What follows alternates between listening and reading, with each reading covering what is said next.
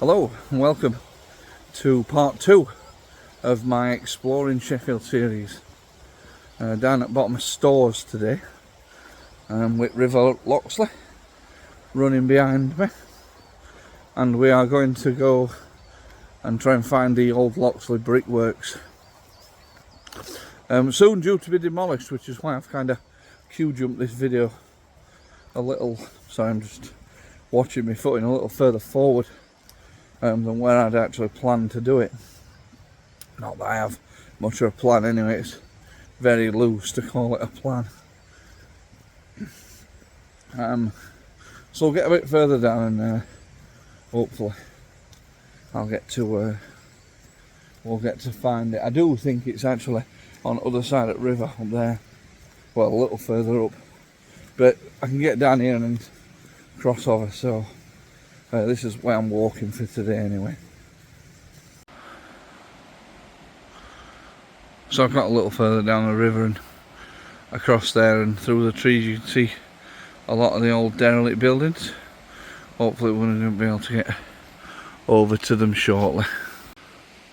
And here's Bowling Greens. I think it's Loxley Bowling Green, still completely frozen over. You can just see through this little edge.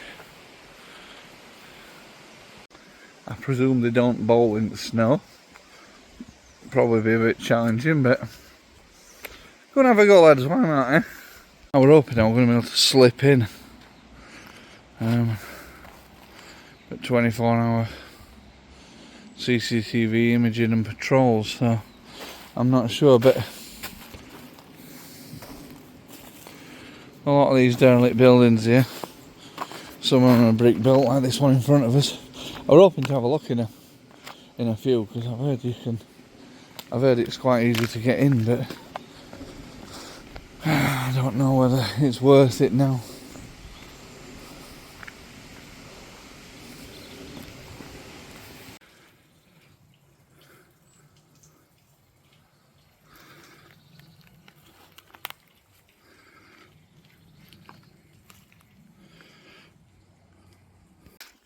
So in this top area that I'm in, you can see some walls of the buildings that were here still intact.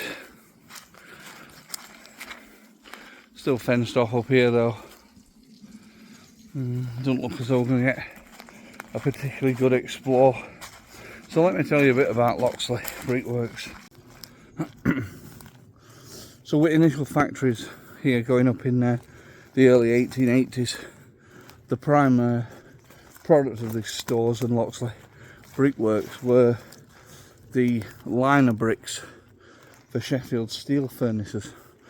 Obviously we know how many of those would have been required because Sheffield known as the steel city, and without places like this, the Loxley Brickworks, the furnaces wouldn't have functioned. Specialising in heat resistant bricks that lined the furnaces, and you know, it's a shame there's not a bit more of it to look at. Didn't do a very good job of tidying it up, because literally underneath every step of these leaves and brambles is like broken bricks. You can feel the jaggedy edges really digging into your feet through the boots, and yeah, it must have been quite an abandonment. I think if we carry on a little here, we'll get to see some of the buildings from the tops, even if we don't get to get inside of them. Just up above the site now, and you can see some bigger buildings, so all fenced off. I think it's quite a shame we're not going to get, I don't think we're going to get in to be able to have a look around. Obviously Sheffield's steel industry was as reliant on places like this as kind of Sheffield was on its steel factories. You know, we are at places like this, it wouldn't have happened, and it's all going to be gone soon, because even though the site closed in 1990, it was bought in 2006 for a home developer who proposed plans for around 500 new homes to take this site, and it's been fought off by locals and councillors. But it would seem at the back end of last year, back into 2024, it would seem that finally enough brown envelopes have changed hands, and the development will go ahead starting this year, sadly. So we are going to lose it. Yeah, but shame we can't get in to have a look. It's probably a bit dangerous, if I'm honest with you, but yeah, it's a shame. I'm just going to show you this. So I don't know what that was, but that's quite readily accessible. We could get down to that.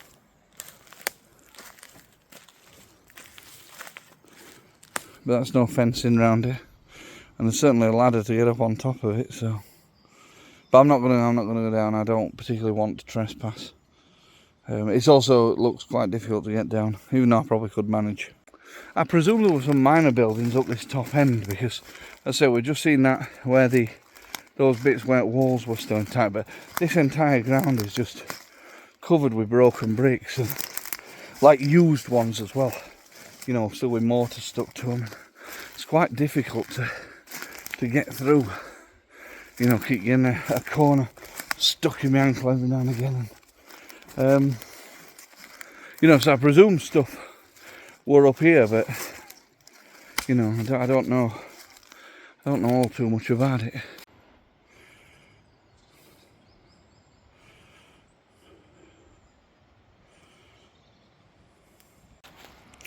So certainly a wall here, this way. Although this doesn't look brick built, this looks more stone. But this is right on the top side of the Brickworks, right near the end, near Storrs Lane. So maybe this were an area, you know, developed before the Brickworks. But all this land down here, this is still, we're still looking over it, even though there's nothing there. I think a lot of it's all, I think a good portion of it has already been pulled down. I've just got to comment on these craters here. They look very much like the ones up on Whitwell Moor. There's a few more here.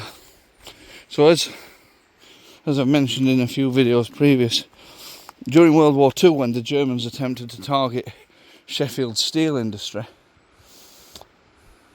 the steel workers and wardens had come and light fires and put lights further up the hills. Just have a look at this one.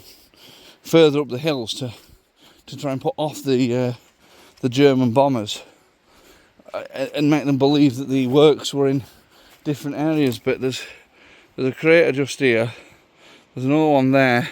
There were two over there, and you know, but where this has kind of fell away, this looks like it was one, and they're almost in lines, kind of very much like up on Whitwell Moor, where I know for a fact that happened because my granddad, bless him, he was a mechanic, and he didn't actually go away. He stayed landside, and he was one of the ones who, he worked for RAF, and he put planes and repaired them together. And obviously the steel were in Sheffield, so he actually stayed in Sheffield for a portion of the war, and he was not responsible for it, but he was certainly one of the ones who used to go and light up the moor side and the woodland like this in an attempt to put off the attacks. And it just looks so similar.